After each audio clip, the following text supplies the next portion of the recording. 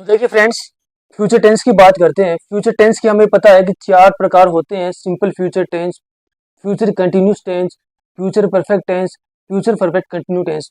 तो चलिए इनको वन बाय वन देखते हैं। पहला जो हमारा टेंस है वो सिंपल फ्यूचर टेंस है।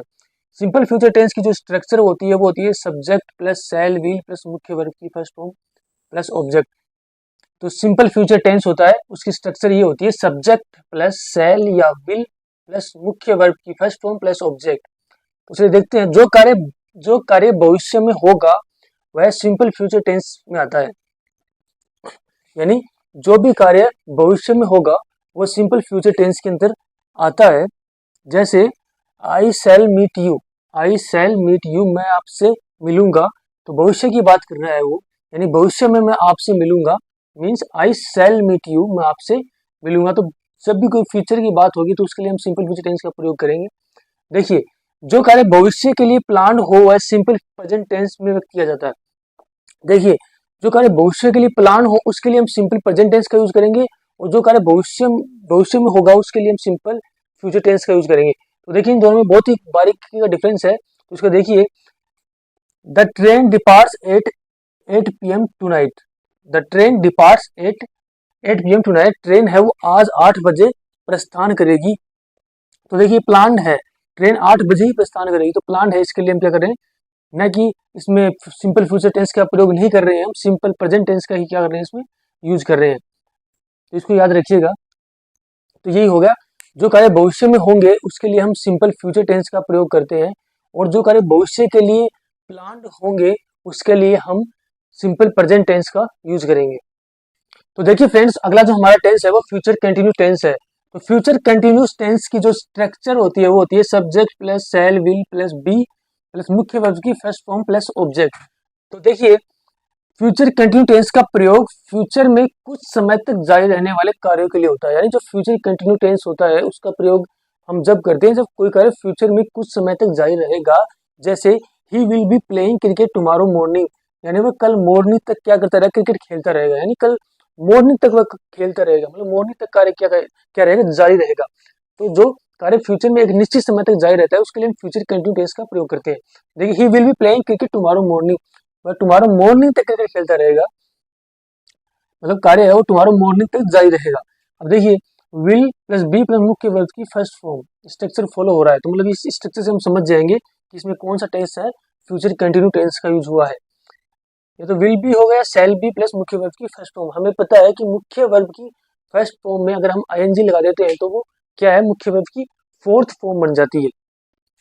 अगला एग्जांपल देखते हैं, she will be staying there, वह वहां पर रुकी रहेगी, मतलब वह वहां पर रुकी रहेगी एक निश्चित समय तक। तो मतलब एक निश्चित समय तक कार्य जारी रहेगा। She will be staying there, वह वहां पर रुकी रहेगी। At this time tomorrow I shall be watching the film. At this time यानी इस समय पर कल मैं फिल्म देखता रहूंगा। When he gets home his daughter will be reading. When he gets home, जब वह घर पहुंचेगा तो उसकी डॉटर्स क्या आएंगी, उसकी पुत्रियां क्या आएंगी, स्टडी करती रहेंगी। तो देखिए फ्रेंड्स, अगला जो हमारा टेंस है वो फ्यूचर परफेक्ट टेंस है। फ्यूचर परफेक्ट टेंस की जो स्ट्रक्चर होती है वो होती है subject plus shall will plus have plus मुख्य वर्ब की थर्ड फॉर्म प्लस ऑब्जेक्ट। ये क्या होती है, फ्यूचर परफेक्ट टेंस की स्ट्रक्चर होती है। हमें पता है कि हैव के बाद हमेशा मुख्य वर्ब की थर्ड फॉर्म आती है। तो यहाँ पर देखिए, हैव के बाद मुख्य वर्ब की थर्ड फॉर्म आ रही है। शैल विल के बाद हैव जो आ रहा है वो मुख्य वर्ब की फर्स्ट फॉर्म का कार्य कर रहा है। तो देखिए, फ्यूचर परफेक्ट टेंस का प्रयोग ऐसे कार्यों के लिए होता है जिसमें यह बोध होता है कि कार्य फ्यूचर में किसी निर्धारित समय तक समाप्त हो चुका होगा। यानी फ्यूचर परफेक्ट टेंस का प्रयोग हम ऐसे कार्यों के लिए करते हैं जिसमें कार्य है वो एक निश्चित तिथि तक फ्यूचर के अंदर समाप्त हो चुका होगा। जैसे एग्जांपल लेते हैं, his brother will have finish the work by next month. देखिए, फ्यूचर परफेक्ट टेंस के अंदर by next month, by evening, by morning, ऐसे सेंटेंस, ऐसे वर्ड्स का क्या होता है, यूज होता है। His brother will have finish the work by next month. देखिए, विल हैव फिनिश्ड, इससे हमें पता चल गया कौन सा टेंस है, फ्यूचर परफेक्ट टेंस है।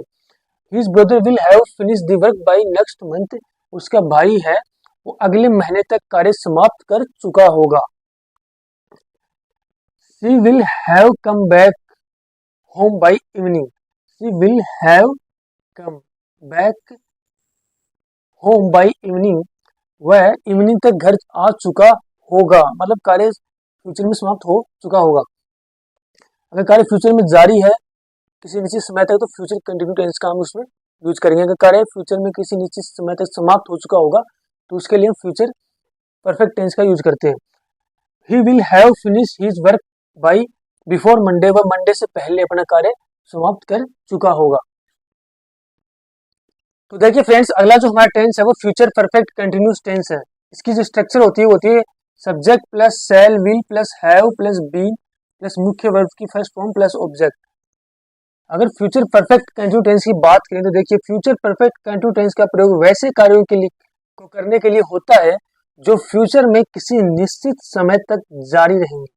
यानी जो कार्य फ्यूचर में किसी निश्चित समय तक जारी रहेंगे उसके लिए हम फ्यूचर परफेक्ट कंटिन्यू टेंस का यूज करते हैं। जैसे Lata will have been singing from morning, Lata है will have been singing from morning, Lata है मॉर्निंग से क्या करेगी, सिंगिंग करती रहेगी, गाती रहेगी।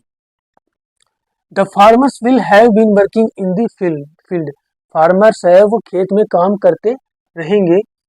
ही will have been playing cricket for 2 days, वह 2 दिनों तक क्रिकेट खेलता रहेगा। तो ऐसे कार्यों के लिए हम क्या करते हैं, फ्यूचर परफेक्ट कंटिन्यू टेंस का यूज करते हैं। जो कार्य फ्यूचर में एक निश्चित समय तक जारी रहेंगे उसके लिए हम फ्यूचर परफेक्ट कंटिन्यू टेंस का यूज करते हैं।